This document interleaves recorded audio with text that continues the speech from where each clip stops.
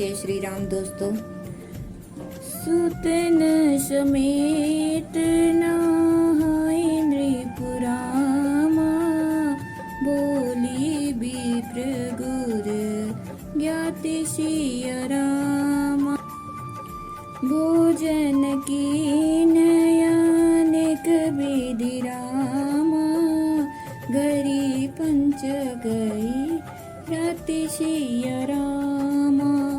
मंगल गान करहि बर भामिनी, भय सुख मूल मनोहर जामिनी। अंचई पान सब कहूँ पाए, साग्र सुगंध भूषित बिछाए। राम ही देखी रजाय सुपाई, निज निज भवन चले शिरनाई। प्रेम प्रमोद विनोद बढ़ाई, समऊ समाज मनोहर ताई। कही न सकहि सत सारद शेषु, वेद विरंचि महेश गणेशु। सो में कहो कवन विधि बरनी, भूमि नागु सिर धरई की धरनी। पुत्रों सहित स्नान करके राजा ने ब्राह्मण, गुरु और कुटुंबियों को बुलाकर अनेक प्रकार के भोजन किए। यह सब करते करते 5 घड़ी रात बीत गई। सुंदर स्त्रियां मंगल गान कर रही हैं। वह रात्रि सुख की मूल और मनोहारिणी हो गई। सबने आचमन करके पान खाए और फूलों की माला, सुगंधित द्रव्य आदि से विभूषित होकर सब शोभा से छा गए। श्री रामचंद्र जी को देखकर और आज्ञा पाकर सब सिर नवाकर अपने अपने घर को चले। वहाँ के प्रेम, आनंद और विनोद महत्व सब समय समाज और मनोहरता को सैकड़ों सरस्वती, शेष, वेद, ब्रह्मा, महादेव जी और गणेश जी भी नहीं कह सकते। फिर भला मैं उसे किस प्रकार से बखान कर कहूँ? कहीं केचुआ भी धरती को सिर पर ले सकता है?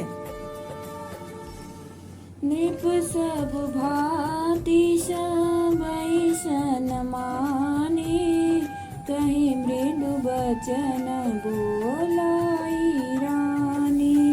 बधुलरी कनि पर घर आई, राखे नयन पलक की नाई।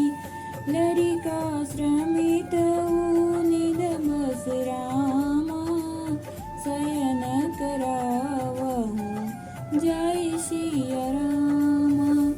अस कहिगे विश्राम गृह रामा, चरण चितुलाई सिया रामा। भूप वचन सुनि सज सुहाए, जरि तक न कमनि पलंग डसाए। सुभग सुरभि पय फेन समाना, कोमल कलित सुपेति नाना। उपबरहन बरनी न जाई, स्रग सुगंध मणि मंदिर माही। रतन दीप सूटी चारु चंदोआ, कहतन बनई जन जेहि जोगा। सेज रुचिर रचि राम उठाए, प्रेम समेत पलंग पौड़ाए।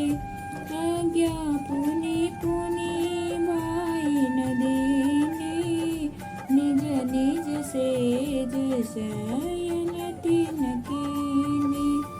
देखी श्याम मृदु मंजुल गाता, कहाईश प्रेम वचन सब माता।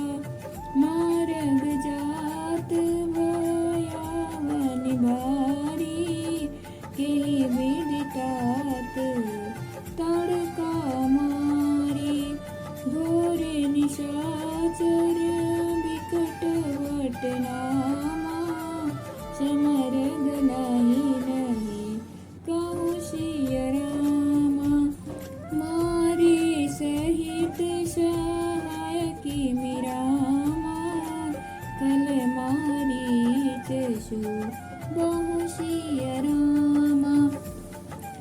राजा ने सबका सब प्रकार से सम्मान करके कोमल वचन कहकर रानियों को बुलाया और कहा, बहुएं अभी बच्ची हैं, पराये घर से आई हैं, इनको इस तरह से रखना जैसे नेत्रों को पलके रखती हैं। जैसे पलके नेत्रों की सब प्रकार से रक्षा करती हैं और उन्हें सुख पहुंचाती है, वैसे ही इसको सुख पहुंचाना।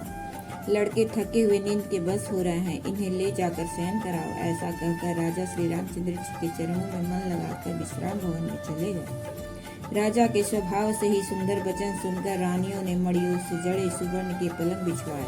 गद्दों पर गौ के दूध के फेन के समान सुंदर एवं कोमल अनेकों सफेद चादरें बिछाई।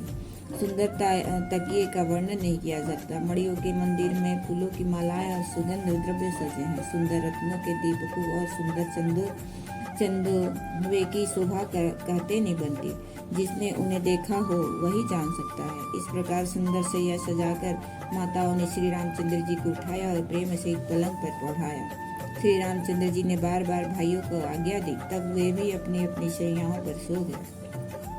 श्री रामचंद्र जी के सांवले सुंदर कोमल अंगों को देखकर सब माताएं प्रेम सहित वचन कह रही हैं। हे तात, मार्ग में जाते हुए तुमने बड़ी भयावनी ताड़का राक्षसी को किस प्रकार से मारा? बड़े भयानक राक्षस जो विकट योद्धा थे और जो युद्ध में किसी को कुछ नहीं गिनते थे, उन दुष्ट मारीच और सुबाहु को सहायकों सहित तुमने कैसे मारा? मुनि प्रसाद बलि तात तुम्हारी, ईश अनेक करवटे टारी, मख रखवारी करी दुह भाई, गुरु प्रसाद सब विद्या पाई, मुनि अतरी लगत पग धूरी, तीरथ रही भुवन भरी पूरी, कमट पीटी पबी कोट कटोरा, नृप समाज महु शिवधन तोरा, विश्व विजय जसु जानकी पाई,